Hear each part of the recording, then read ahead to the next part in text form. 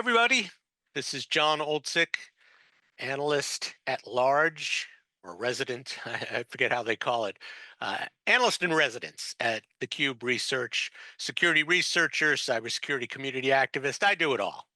And welcome to the Cybersecurity Bridge, my podcast. If you are one of the very few people on earth who's never seen my podcast, each episode has three sections. We talk about the present of a particular area of cybersecurity. We talk about the future of that area, and then the cybersecurity bridge. How do we get from here to there? And so, once again, I'm honored to have a great guest on, Justin Borland, and I'll read your title because I don't remember it. Director of Threat Engineering at Abstract Security. Justin, welcome. John, thanks for having me. Appreciate it. Great. And we will get our conversation started. But first, Justin Borland, are you ready to play cybersecurity trivia?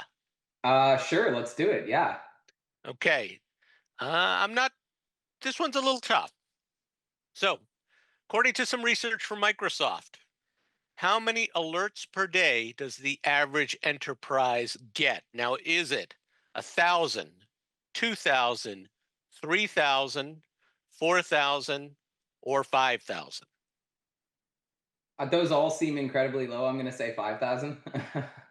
Okay, well, Microsoft says 4,000, Okay. but I understand, and in the research they did talk about kind of the largest enterprises, the most distributed enterprises getting far more. So you're in the ballpark, and you know your stuff. So let's go on. We're going to talk about security operations, but really focus on data pipelining. So give me a general sense, because I know there's a lot to that, but give me a general sense of what you're seeing for data pipelining and security operations today.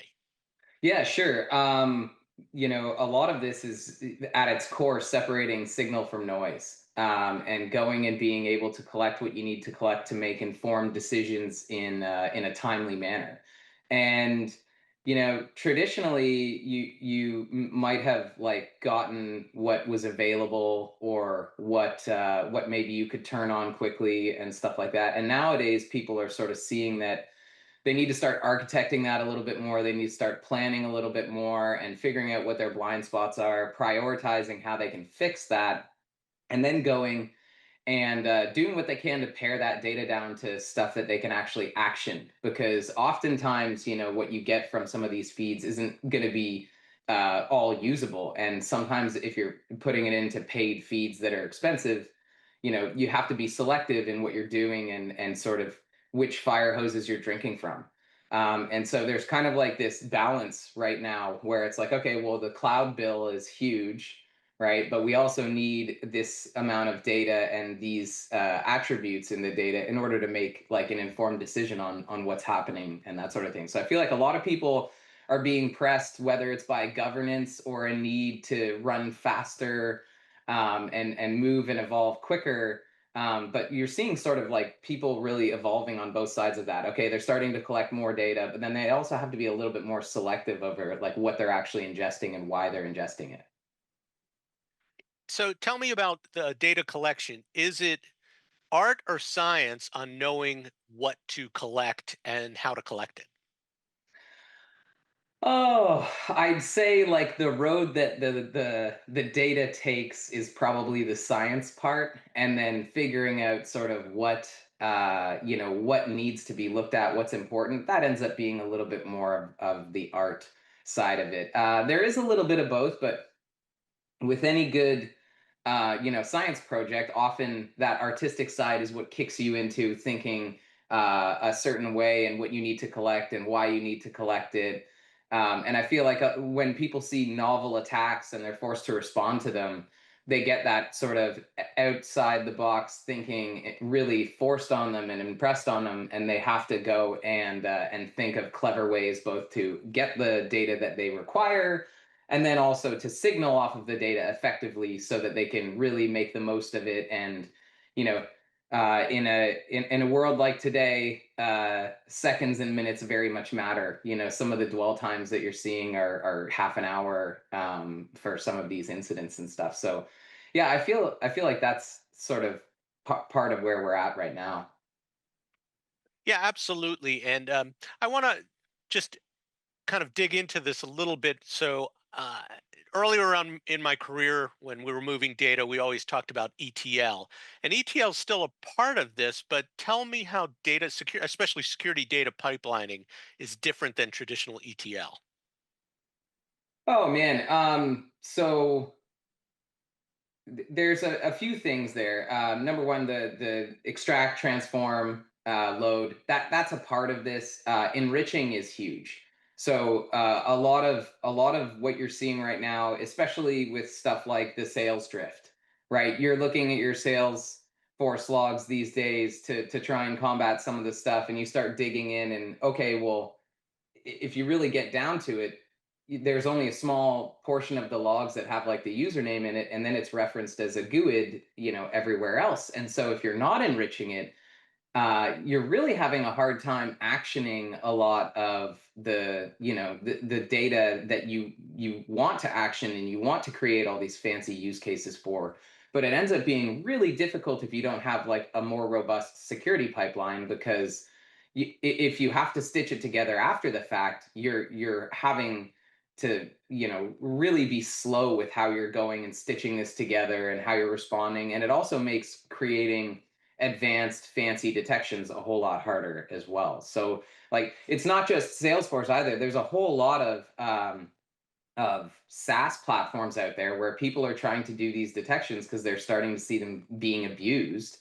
And without going and having some type of pipeline where you are enriching stuff and you are adding context to your data streams so that you can signal on them effectively, if you're not doing that, it really puts you behind the eight ball, and forces you to come up with very creative solutions, which are obviously not ideal. There's certain things where you'd rather not have to wait minutes, hours to go and stitch all this stuff together. And it sort of closes the door on certain types of detections that you're doing. So I'd say like the biggest thing I think people are realizing right now is the logs that are being produced. There isn't some uniform standard that everyone's living by, right? Like you and I lived through Ceph and Leaf and people trying to standardize syslog and stuff like that. And I feel like here we are 15, 20 years later, and we're not really much closer to a standardized log format, right? People are all parsing things differently and that sort of thing. But the ETL, that transform part is where people are really starting to focus on getting better, because going and creating some of these state tables to go and enrich stuff, going and creating identity models so that they can go and keep a uniform identity attached to the logs. That's the kind of stuff that's really going to move the needle and force some evolutions in what the bad actors are doing. Okay, and where are you seeing the data growth? Is it any particular logs or applications? Is it alerts or events? I just came from the Splunk event, and they talked a lot about machine data. So, what are you seeing?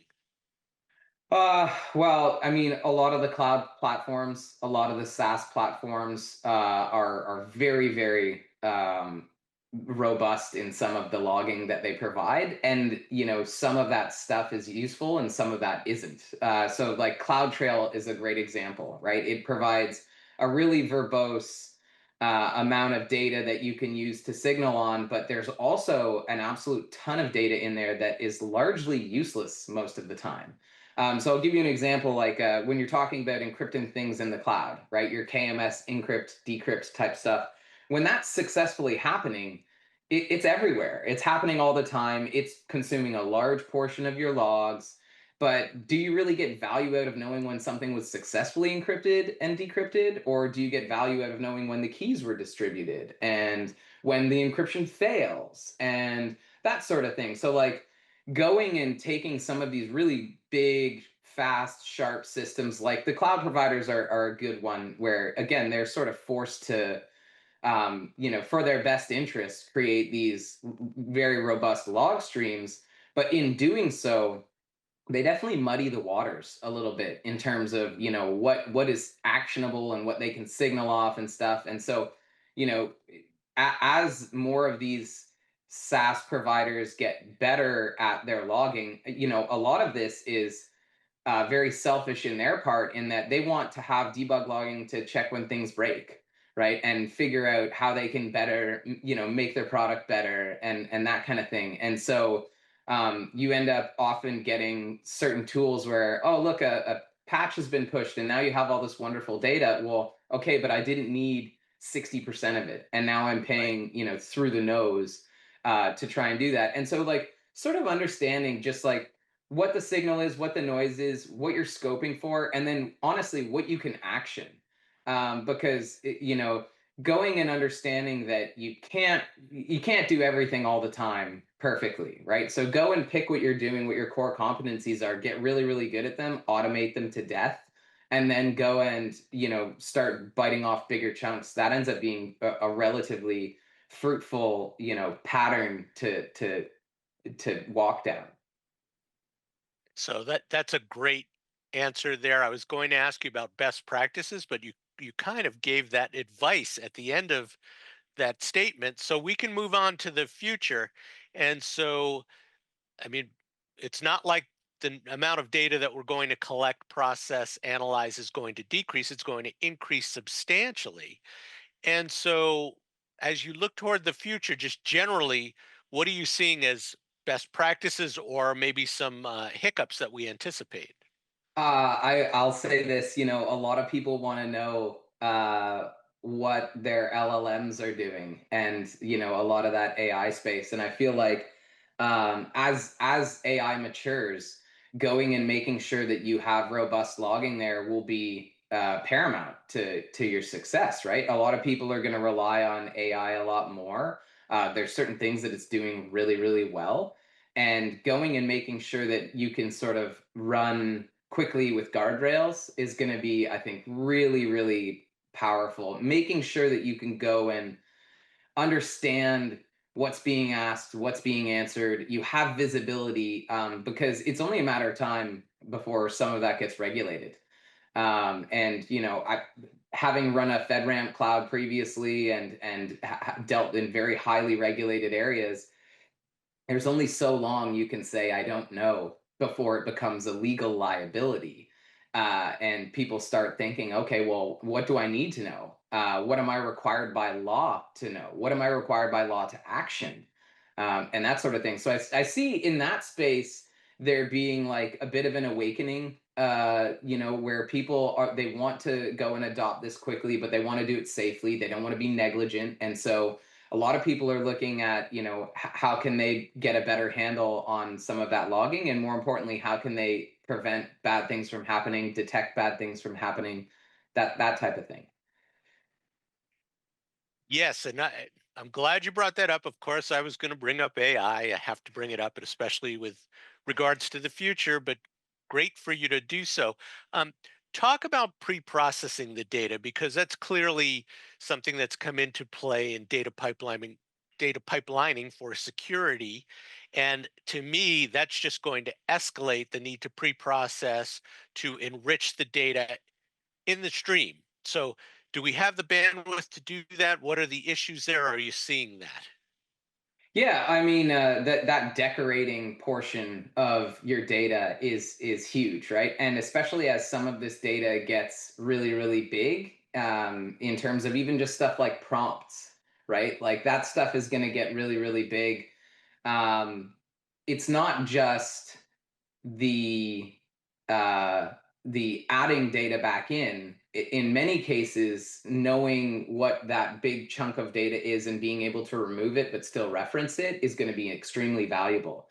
So going and taking what was normally, I don't know, half a meg of chunk of data that's still the same in all of these 10,000 messages per second kind of thing, and going and being able to sort of shrink that down into, again, what's actionable, what can I signal off of, what can I not signal off of.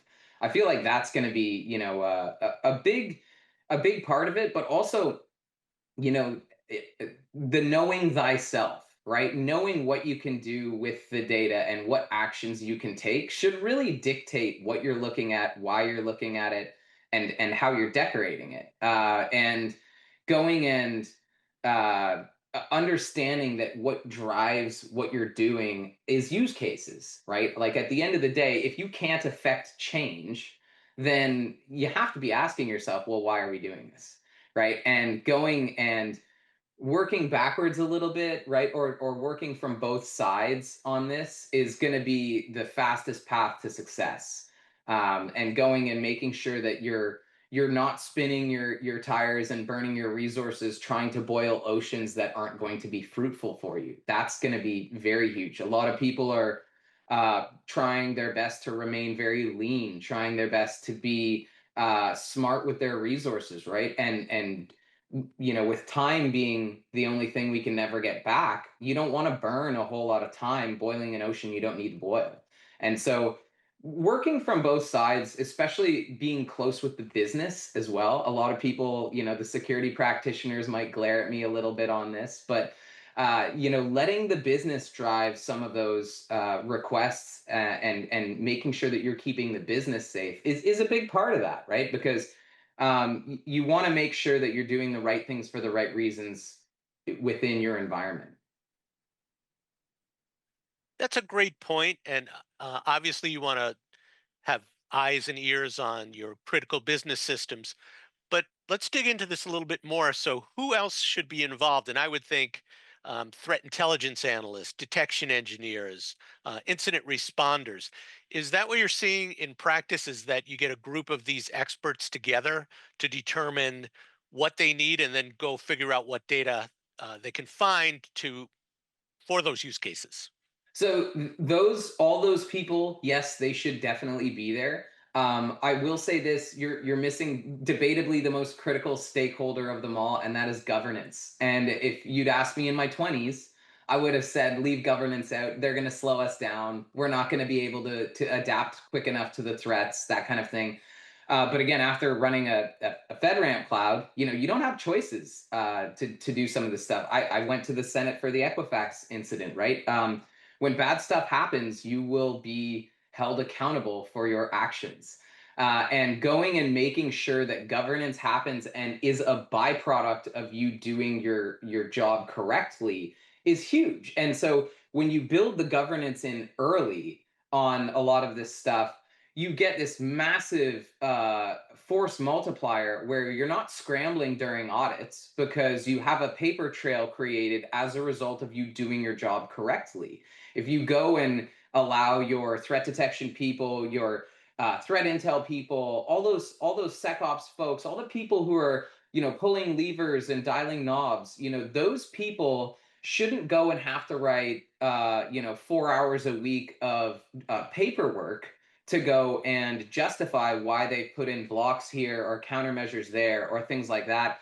That stuff really, really has to be a byproduct of them doing their job correctly, storing countermeasures in Git, going and making sure that if you're pushing to prod, there's two keys that are being turned at the same time, right? This type of situation where if you go and create that ounce of prevention, it's worth dozens of pounds of cure down the road, especially when it comes to the governance side of the house, right? So again, a lot of people sleep on governance. The other thing I will say is involve your legal team. Be as threat detection people and incident response people, you need to be like this with your lawyers. You need, your legal counsel, outside counsel. It's not just tabletop exercises once a year. It's quarterly meetings with your local FBI, your special agents and stuff. It's knowing the names you have to talk to when you do face a breach and making sure that you're not going and scrambling when you have a bad incident, right? You have to practice how you play. Pretend like you're a professional athlete because you're a professional threat detection engineer or incident responder or whatever. If you don't have that as muscle memory and you go to use it and it's not there, it's like hitting the gym when you haven't been there in 5 years and you're scrambling and you're hurting and it's not a good situation to be in. So the two biggest things that I see people sleep on all the time is the legal side of the house and the governance side of the house. And if you satisfy those requirements early and figure out what requirements they have, it actually gives you velocity on the threat detection side and allows you to create safe, uh, you know, legally defensible countermeasures that you can go and grow and make part of your security foundation and really leverage to be a differentiator within your security team. Yeah, those are great points. And shame on me for neglecting governance and legal. I was thinking in my security context, but you're right. And you're timely too, because we are now in the AI era. We are developing these applications and they're going to come in all over the enterprise. And in fact, in my discussions with CISOs, they're way more concerned about securing AI in the enterprise than they are about using AI for security. So, establishing those governance principles, the policies, the policy enforcement, the monitoring, really, really critical right now.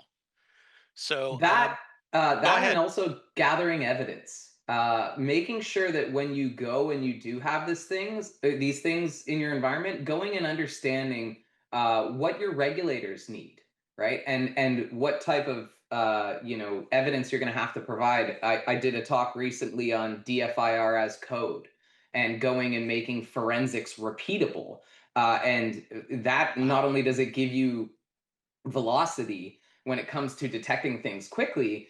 But when you have to go talk to legal and you have to go pick the glass out of the carpet, it's not ad hoc. It's something that you're building, that you've built upon, that you can continue to build on, and that you can leverage that going forward to sort of evolve, right? And that's what we really need to do right now is evolve faster than our threat actors and our adversaries and go and make sure that you're getting inside their decision cycles and that you can operate more quickly than they can. Yes. And so before we move on to the cybersecurity bridge, one more question about the future. And this is a Sure. huge, huge debate in the industry is, do you see the future of security ops being more centralized? So think platforms and vertical integration and things like that, or more decentralized where the data lives in lots of different repositories? That's a great question. I think that we are going to be hard pressed to get data out of the different repositories in a timely manner. I think we're going to do our best to centralize as much as possible and to put things behind a single pane of glass. And leverage common tool sets and common data pipelines and things like that. Some stuff will probably live for the near future in disparate tools, but I think there's only so much people can fight that before we have to realize that listen, this is signals intelligence at its core. We are getting signal from noise, and if I have to go and gather all of that information every time and go to a different system and speak a different language every time I go and acquire it, my velocity's down. I'm not able to go and evolve it quickly. And I think that that's really going to start driving that more centralized approach because having standardized ways to look at the data, standardized ways to signal on the data and respond to the data is really what's going to take this mountain of data and turn it into actionable insights, right? It's the so what? Why are we doing this, right? Well, because there's an outcome that I'm looking to achieve.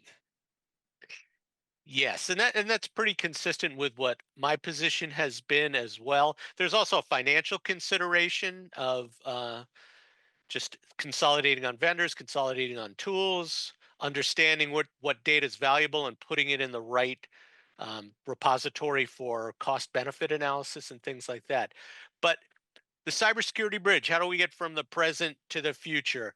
I hear this and I'm concerned about the skills required. Do we have the data engineers or the security engineers who really understand data pipelining to put together what we need in the future? I'll be honest, I'm a little bit disappointed at some of this stuff. Now, I went to school for networking. I taught myself programming. I taught myself operating systems. I came out of school, CCNP equivalent, doing heavy duty routing, switching packets. So, like, I am super familiar with the OSI model, like at a very low level.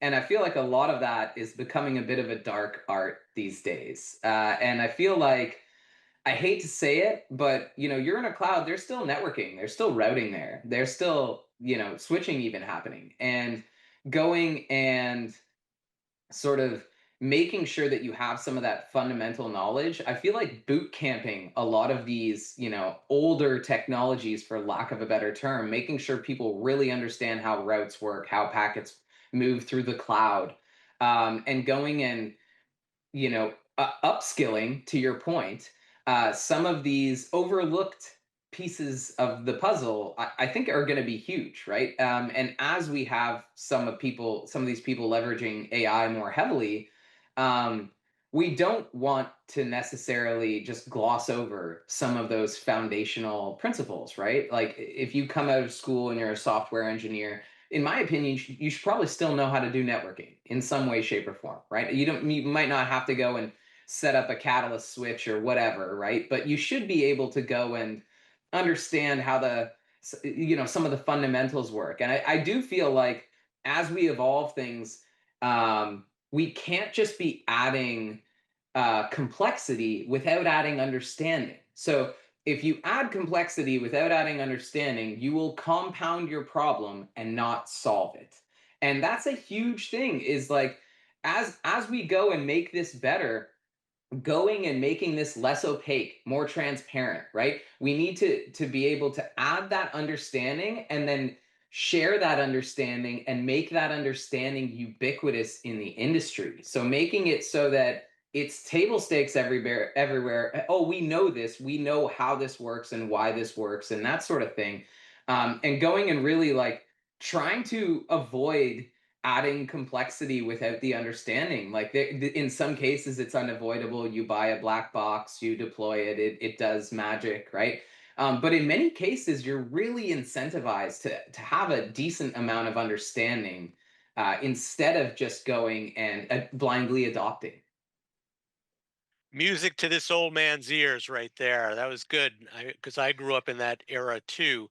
Um, but let's talk about AI in terms of the data and the data pipelining. Will we get to a point where we'll have LLMs or agents that'll say, here's a new threat. Here are the TTPs they use. You really need to go get this data and add it to your data pipeline, or tuning your data pipeline, or something. Do you see that happening anytime soon? We do see that happening, very much so. It's very timely that you mentioned this. Yes, there companies out there that are already doing this, where they're mapping backwards from what you need to see to what you should be changing in your data pipeline. They're going and alerting you when they find a new threat that you couldn't see because you don't have the visibility that you require, right?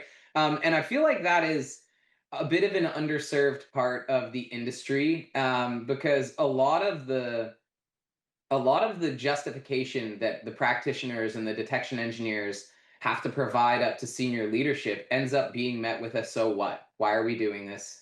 And that type of thing. And going and providing them the ammunition that they need to go and really solidify those requests ends up being super useful, right?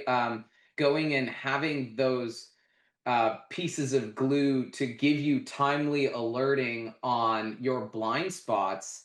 As a threat detection engineer, you want that as fast as you can get it. Why? Because now you're not the person who is necessarily assuming the risk, right? And again, having been pulled in front of the Senate on paternity leave, that's very near and dear to my heart, is making sure that you're being sort of defensible in the eyes of the law, and then also that like people are aware of the risks that they have. And if some really fancy attack is coming out that has a high probability of affecting your organization and you know of a blind spot, as the detection engineer folks and the IR folks, you're incentivized to get that on the risk register, get people understanding, you know why we can't do this. Oh, well, we can't turn these logs on because it'll cost X amount of money, and you either pay X amount of money or develop a clever solution or find some way to ingest that data in a way that doesn't cost you a mountain of cash.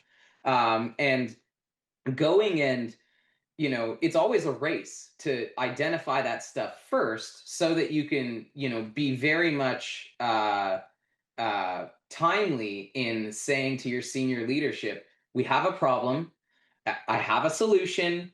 It's not the best, but we have options in terms of what we can do and why we're doing it. And if people don't want to go and assume that risk, or rather, they don't want to implement the solution, they want to assume the risk. That's a business decision at the end of the day.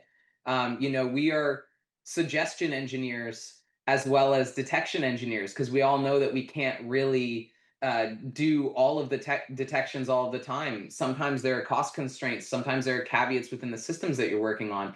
And so I feel like being very much in lockstep with your leadership and being able to articulate, why this is important, why there's a real risk here, why it's worth the squeeze to go and implement this ends up being huge. It ends up really empowering the threat detection folks and the incident response folks more than it hurts them because now where previously we were shrouded in darkness, now it's being a lot more open, and we're all being very much incentivized not to keep this to ourselves, right? If you know something, let's go and write it down. Let's make sure that people are aware of the risks and what could happen to the business if bad stuff does happen.